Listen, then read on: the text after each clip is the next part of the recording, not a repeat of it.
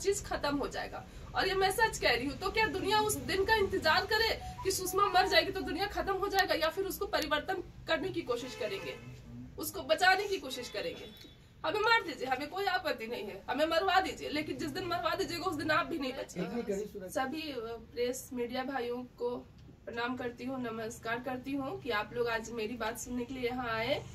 और मैं आज जो प्रेस कॉन्फ्रेंस रखी हूँ उसका मेन विषय है कि जयराम महतो से रिलेटेड है और माननीय मुख्य न्यायाधीश acting chief justice Sujit Narayan Prasad उनसे रिलेटेड है और मुझसे रिलेटेड है। राज्य सरकार ने हम तीनों के विरुद्ध बहुत बड़ी साजिशें रची है जिससे कि मेरी हत्या हो जाए और जयराम महतो को फंसाया जा सके।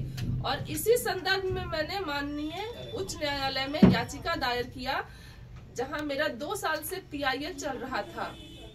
और उस PIL में जैसे ही मैंने जयराम महतो की बात रखी कि पुलिस प्रशासन मेरी हत्या कराना चाहती है, सरकार मेरी हत्या कराना चाहती है, जैसे कि 2022 में मेरे ऊपर जानलेवा हमला भी हुआ था और मुझे डर है कि अब दोबारा मेरे ऊपर जानलेवा हमला होगा तो शायद मेरी जिंदगी नहीं बचेगी, क्योंकि जिस दौर से मैं गुजरी हूँ वो बहुत ही पीड़ादायक था मेरे लिए।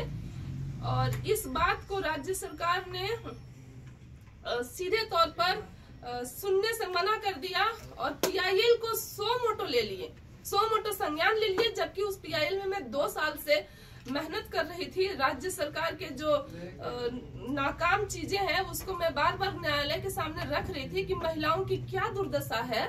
और झारखंड राज्य में भी तेलंगाना के बिहाफ में भरोसा सेंटर बनाया जाए जहां महिलाओं को त्वरित न्याय मिले। उसी PIL में मेरा पर्सनल ग्रीवांस भी चल रहा था। पर्सनल ग्रीवांस जैसे मुझसे रिलेटेड कोई भी अन्याय या फिर मेरी हत्या की साजिश, ये सारा अगर कुछ हो रहा है तो उस तथ्य को भी कोर्ट सुनने को तैयार थी। और बहुत सारे आदेश भी पारित किए गए थे। और आदेश पारित करने के बाद जैसे ही मैं पिछले हफ्ता ये याचिका दायर की उसमें कि पुलिस के कुछ लोग जो है वो मेरी हत्या करना चाहते हैं, मेरी रेकी की जा रही है, मैं कहाँ जाती हूँ, किससे मिलती हूँ, कब घर से निकलती हूँ। और इस संदर्भ में जयराम महतो को मुझे पुलिस मार के जयराम महतो पर यह आरोप लगाना चाहती है। इसी बात पर मैंने एफिडेविट फाइल किया कोर्ट में, तो मुझे कल इस केस से बाहर निकाल दिया गया।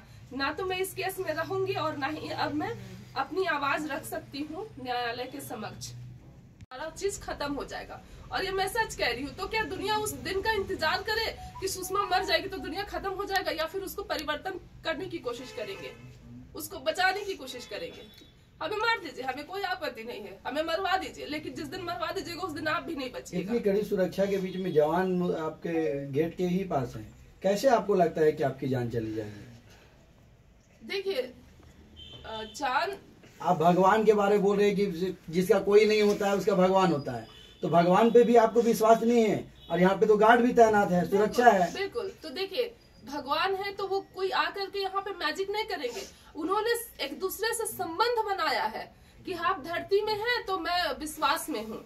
भगवान भी, जब मैं सुप्रीम कोर्ट में फाइल की तब मैंने यही कहा कि भगवान महादेव कहते हैं कि मैं तो विश्वास में हूँ, आप जीवंत है और आपका निर्णय ही सर्वश्रेष्ठ होगा, आपका निर्णय ही सर्वश्रेष्ठ होगा जो सत्य, न्याय और संविधान को सुरक्षित करता है। सरकार पे आप आरोप लगा रहे हैं, यहाँ पे किसके द्वारा आपको सुरक्षा यहाँ पे दिया गया है? ये सुप्रीम कोर्ट के द्वारा। सरकार को सुप्रीम कोर्ट जाना होगा मेरा सिक्योरिटी हटाने के लिए, इसलिए मुझे सरकार से कोई भय नहीं है कि आप सिक्योरिटी हटा दीजिएगा।